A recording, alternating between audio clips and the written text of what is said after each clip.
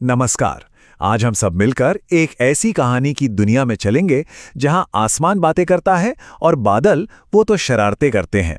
ये एक ऐसी कहानी है जो हमें दोस्ती, हमारी गलतियों और उनसे मिलने वाले खूबसूरत सबक के बारे में बहुत कुछ सिखाती है। तो चलिए सुनते हैं आसमान और बादलों की कहानी।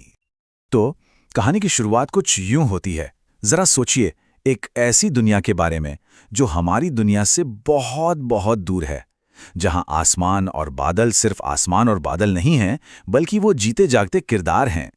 एक ऐसी जादुई जगह जहां हर दिन एक नया रोमांच लेकर आता था। कहानी का ये पहला हिस्सा हमें मिलवाता है दो सबसे अच्छे दोस्तों से, आसमान और बादल। उनकी दोस्ती इतनी गहरी थी, इतनी पक्की थी कि एक के बिना दूसरे की कल्पना करना भी मुश्किल था। सच कहूं तो यही दोस्ती इस पूरी कहानी का दिल है। अब जरा देखिए, ये दोनों दोस्त एक दूसरे से कितने अलग थे। एक तरफ था विशाल, शांत और गहरा नीला आसमान जो हर चीज को बड़े ठहराव से देखता था, और दूसरी तरफ थे नरम, फूले फूले और हमेशा खेलने को तैयार बादल जो एक जगह कभी टिकते ही नहीं थे। पर शायद यही तो दोस्ती की खूबसूरती होती है ना, कि दो बिल्कुल अलग मिजाज के लोग भी एक हो सकते हैं। और बादल भी क्या कमाल के कलाकार थे। हर दिन आसमान के उस नीले कैनवस पर अपनी कल्पना से नई नई तस्वीरें बनाते। कभी वो सरपट दौड़ते घोड़े बन जाते, तो कभी एक बहुत बड़ा सा हाथी, और कभी कभी तो वो सपनों का एक शानदार महल भी बना देते थे। कभी गौर किया है बादलों पर? ये उनकी दोस्ती का रोज का खेल था। और आसमान, वो तो अपने दोस्त की इस कला का सबसे बड़ा फैन था। वो घंटों तक बादलों के बदलते रूपों को देखता रहता और फिर बड़े प्यार से कहता, तुम सच में इस दुनिया को और भी ज्यादा खूबसूरत बना देते हो। सोचिए जरा, जब कोई दोस्त आपकी इतनी तारीफ करे तो कितना अच्छा लगता होगा। यही तो था उनकी दोस्ती का सच्चा प्यार और सम्मान। लेकिन इस शांत और खूबसूरत दोस्ती में एक छोटा सा तूफान आने वाला था। और ये तूफान किसी और रूप में नहीं, बल्कि एक नन्हे शरारती बादल के रूप में आया। क्योंकि हर दिन एक जैसा नहीं होता, सही कहा ना? और ये है हमारी कहानी का छोटा हीरो, चिन्नू। चिन्नू था तो एक नन्हा सा बादल, पर उसकी शरारतें बहुत बड़ी थीं। उसे सबसे ज्यादा मजा किस चीज में आता था? धरती पर रहने वाले लोगों को अचानक से चौंकाने में। वो छोटा जरूर था, पर उसकी एक छोटी सी हरकत इस कहानी में एक बहुत बड़ा मोड़ लाने वाली थी। तो एक दिन चिन्नू के छोटे से दिमाग में एक बड़ा सा आइडिया आया। उसने सोचा, क्यों ना थोड़ा और नीचे जाया जाए, लोग मुझे पास से देखकर और भी खुश होंगे। बेचारे चिन्नू को क्या पता था कि उसकी ये प्यारी सी सोच एक बड़ी मुसीबत को बुलावा दे रही थी। कभी कभी हमारे इरादे तो अच्छे होते हैं, पर उनके नतीजे कुछ और ही निकल आते हैं। और बस यहीं से कहानी का असली संघर्ष शुरू होता है। चिन्नू की एक छोटी सी गलती, एक भोली सी शरारत, एक ऐसी घटना को जन्म देती है जिसके बारे में किसी ने कभी सोचा भी नहीं था। तो हुआ ये कि चिन्नू अपनी ही धुन में इतना नीचे चला गया कि सूरज की गर्मी उसे परेशान करने लगी। वो छोटा सा बादल एकदम घबरा गया, उसे बहुत अकेला महसूस हुआ और वो जोर जोर से रोने लगा। उसके आंसू आसमान से बूंदों के रूप में गिरने लगे। और जानते हैं क्या हुआ? धरती पर पहली बार बारिश हुई, और इस बारिश ने सूखी धरती को खुशी से सराबोर कर दिया। धरती पर तो मानो कोई त्योहार शुरू हो गया हो। सूखे पेड़ पौधे खुशी से झूम उठे, फूलों ने अपने रंग और बिखेर दिए, किसान आसमान का शुक्रिया करने लगे, और बच्चे तो पहली बारिश की बूंदों में ऐसे नाचने लगे जैसे उन्हें दुनिया का सबसे बड़ा खजाना मिल गया हो। चिन्नू के आंसुओं ने अनजाने में ही धरती को एक बहुत अनमोल तोहफा दे दिया था।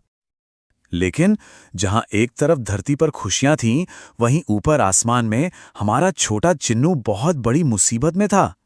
वो रोते रोते इतना नीचे आ गया था कि अब उसे वापस जाने का रास्ता ही नहीं मिल रहा था। वो अकेला था, डरा हुआ था, और अपने दोस्त आसमान से बहुत बहुत दूर हो गया था। उसे लगा कि अब वो शायद कभी वापस नहीं जा पाएगा। और यहीं से शुरू होता है दोस्ती का असली इम्तिहान। जब हम मुसीबत में होते हैं, असल में तभी तो पता चलता है कि हमारा सच्चा दोस्त कौन है। तो चिन्नू की मदद के लिए भला कौन आगे आया होगा? आसमान ने जैसे ही अपने नन्हे दोस्त को खोया हुआ और डरा हुआ देखा, उसने एक पल की भी देरी नहीं की। उसने तुरंत हवा को आवाज दी और कहा, हवा बहन, जल्दी जाओ, चिन्नू डर गया है, उसे संभालकर सुरक्षित ऊपर ले आओ। यही तो होती है सच्ची दोस्ती, जो मुश्किल के समय में हर सीमा को लांघ जाती है। हवा ने अपने दोस्त आसमान की पुकार सुनी और जोर से बहने लगी। शू! उसने बहुत धीरे से चिन्नू को अपनी गोद में उठाया और उसे वापस आसमान की ओर, उसकी अपनी सुरक्षित दुनिया में, उसके दोस्त के पास ले जाने लगी। जब चिन्नू सुरक्षित वापस पहुंचा तो आसमान ने उसे डांटा। बिल्कुल नहीं, बल्कि एक सच्चे दोस्त और बड़े भाई की तरह उसने उसे प्यार से अपने पास बिठाया और समझाया। उसने चिन्नू को एक बहुत जरूरी सबक सिखाया। देखो बेटा, खेलना कूदना बहुत अच्छी बात है, लेकिन हमें हमेशा अपनी सीमाओं का पता होना चाहिए और उनका सम्मान करना चाहिए। चिन्नू को भी अपनी गलती का पूरा एहसास हो गया था। उसने शर्म से अपना सिर झुका लिया और अपने दोस्त से वादा किया, अब मैं कभी भी बिना बताए कहीं नहीं जाऊंगा। और ये सिर्फ एक वादा नहीं था, ये चिन्नू के बड़े होने का, उसकी समझदारी का पहला कदम था। और कहते हैं ना, जब हम अपनी गलतियों से सीखते हैं तो कुदरत हमें सबसे खूबसूरत इनाम देती है।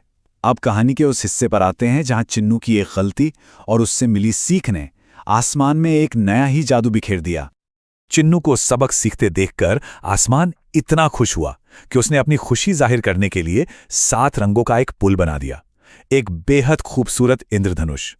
ये सिर्फ रंग नहीं थे, ये उम्मीद का, खुशी का और दोस्ती का प्रतीक था, जो धरती और आसमान को एक साथ जोड़ रहा था। धरती पर लोगों ने जब पहली बार आसमान में ये रंगीन जादू देखा तो वे हैरान रह गए।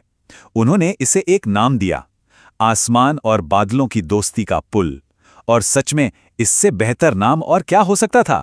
ये दोस्ती का, माफी का और एक नई खूबसूरत शुरुआत का प्रतीक बन गया। तो इस प्यारी सी कहानी से हम क्या सीखते हैं? 2 बहुत जरूरी बातें। पहली कि शरारत और मस्ती अपनी जगह है, लेकिन हमें हमेशा अपनी और दूसरों की सुरक्षा का ध्यान रखना चाहिए।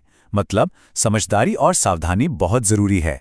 और दूसरी और शायद सबसे महत्वपूर्ण बात कि सच्चे दोस्त हमारी सबसे बड़ी ताकत होते हैं। वो मुश्किल समय में हमेशा हमारा हाथ थामने के लिए मौजूद रहते हैं। हमें बस उन पर भरोसा करने की जरूरत होती है।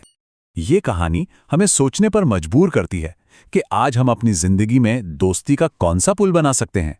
शायद किसी पुराने दोस्त को फोन करके उसका हाल पूछना, या किसी ऐसे इंसान की मदद करना जिसे हमारी जरूरत है, या शायद सिर्फ किसी को माफ कर देना।